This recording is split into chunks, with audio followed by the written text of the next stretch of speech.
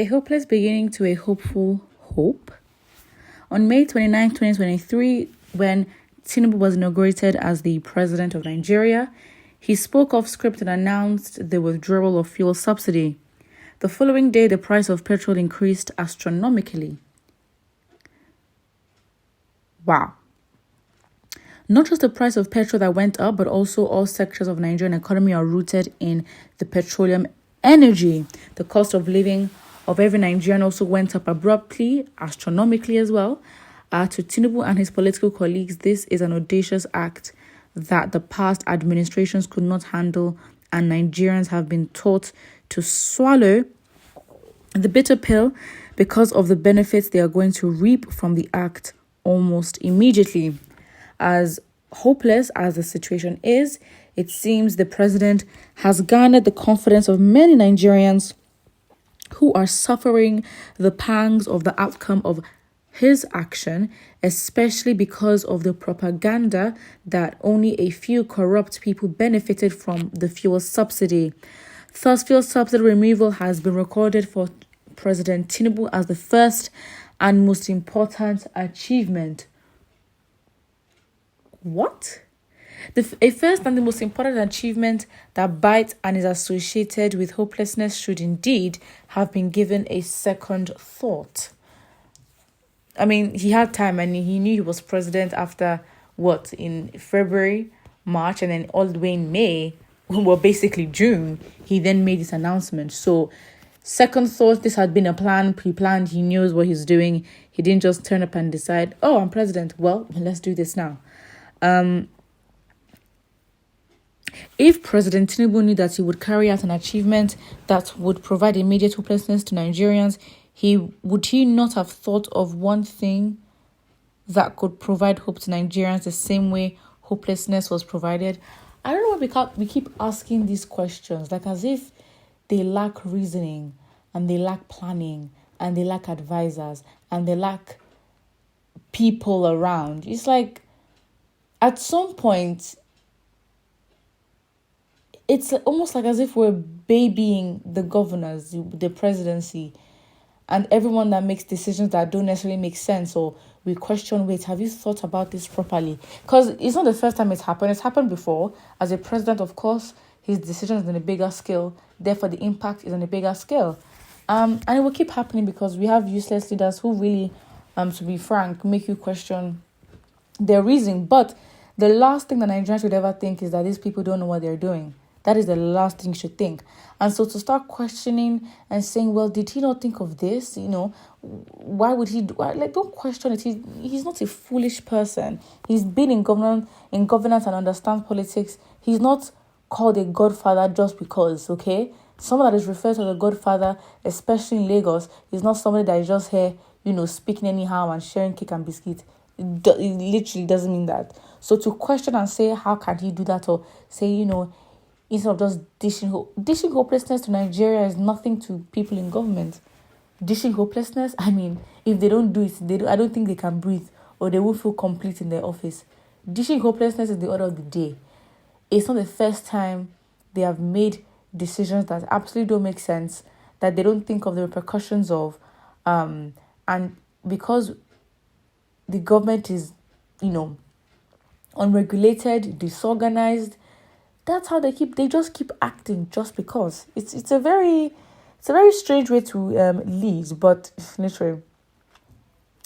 As a matter of fact, Buhari left many ugly legacies that I thought President Tinubu would take advantage of and draw the trust of Nigerians in himself. How many times?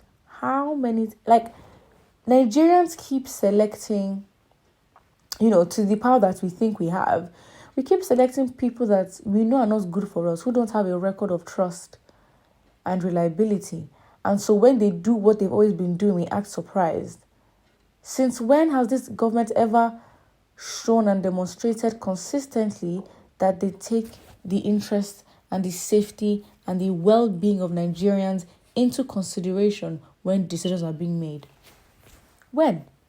So it's like almost so disrespectful and also very laughable on the part of the people to ask very unfounded questions like, how can he do this? Like, he's not foolish to, and yes, he's president, but you can't deny that, of course, there are other stakeholders. So it's not a thing where Tinubu just stand up and say that, oh, I'm doing this today, I don't care, whatever you guys decide to do. And the essence of a subsidy is just, it's so interesting. I think it really can make Nigerians go mad. The first comment here says, it is an exercise in futility, hoping that anything good will come from this evil government that has already started on a wrong footing. He is continuing from when Buhari stopped. I mean, that's what he said. At least he promised he'd do so. But that's the thing, and I feel like in terms of voting, Nigerians have proven that, listen, when it's time to turn up, we can turn up, with not turn up as in party, but like, show up and act. Fine, we're doing things per the Constitution, great. But we need to do things that have impact. Because trying to make any change when there's a already existing systemic failure proves our efforts to be futile. And so when you know that in any area, in any sector, the foundation we have is so weak, our system is so weak, our system cannot function by itself, our system simply does not make sense. Trying to make change is like trying to build on a very, unstable foundation. It will crash. And then a society that doesn't maintain a maintenance culture, we don't know how to maintain roads, we don't know, because more than anything, for a system to work, it's not just one thing acting on its own, it has influences. So for example, if you wanted to have good roads, right? If they wanted to make good roads, they can't make good roads without a proper sewage system, right? That's how you have flooding in the country. If you're going to have a sewage system, you need to then link in a town at least, have a gateway. So where would all the waste go? There's so much thinking, planning, and organization that goes into creating and maintaining a functional system. So it applies in the same way of change. When you have these different arms of government that lack integrity, so we're looking at especially the judicial system, the legislative system, the executive system, right? You look at the police force, you look at INEC, EFCC, all these bodies have proven to lack integrity, cannot manage on their own. So even if a positive change is going to happen, every other person, every other body has to be on board to support the change, or else you just end up frustrated because you're fixing symptoms of a problem when really at the core of it all, it's a systemic issue that's happening in Nigeria. But then again, when it comes to thinking, planning, organization, the heads and the minds behind that have to have integrity, must have great intentions, must think ahead. And so when you don't have that, you have president and, for example, in this case, Tinubu just making decisions on the inauguration day, removing subsidy. Why? And it's also a weird thing to detach a previous administration to this, because whatever is from the previous administration would always flow into a new one.